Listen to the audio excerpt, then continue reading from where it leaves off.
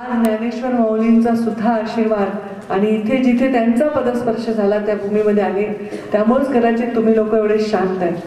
आमच्याकडचे कार्यक्रम म्हणजे घोषणा, धिंगाणा, चिरंतन, जोरजोरात, धक्का बुक्की हे काही रिकामं राहिलं नसतं. तुम्ही लोक म्हणजे इतके शांत बसल्यावर मला प्रश्नच पडला मी भाषण काय करू. मला भाषण अशी सवय की मी भाषण करताना इकडून कोणीतरी, तुम्ही टीव्हीवर बघत असाल कधी माझ्या सभा, इकडून कोणी बोलतं तिकडून कोणी बोलतं. आत्ताही आम्ही असं धिंगाणा घालत घालतच आलो, तर इतकं शांत वाटलं. म्हणजे मला वाटतं इथे मुंडे साहेब आले होते 1999 साली,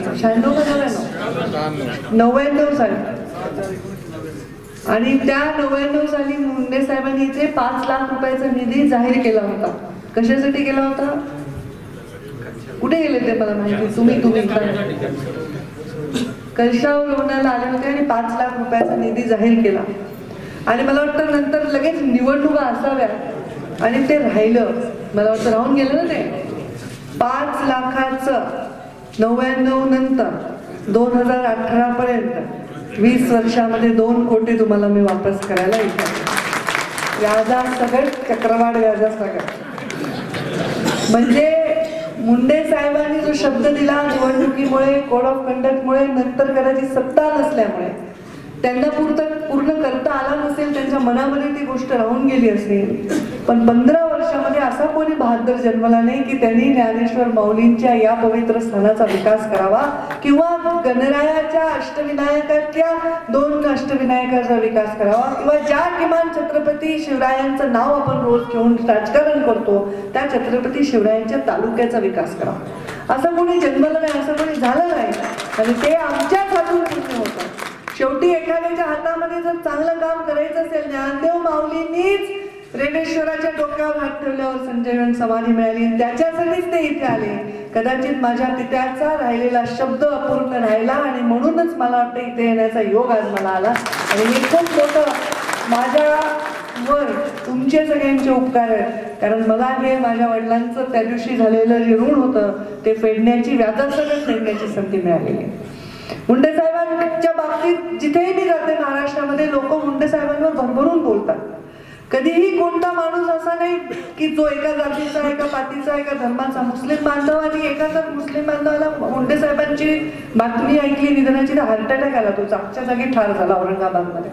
म्हणजे इतकं प्रेम लोकांनी मुंडे साहेबांवर केलं.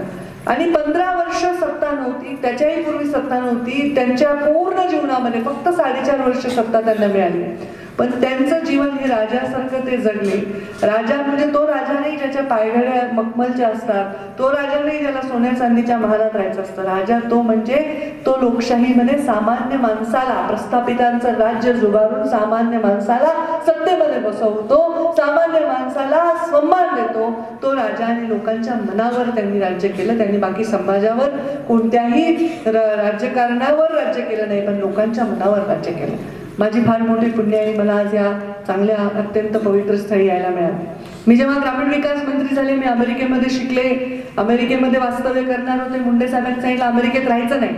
माझ्या मुलीला मी जन्म दिला, एवढं शिकवलं, एवढं मोठं केलं, तुझा नवरा अमेरिकेत असला तर अमेरिकेत राहायचं नाही, नवऱ्याला पण सांगायचं चला वापस आपापल्या घरी.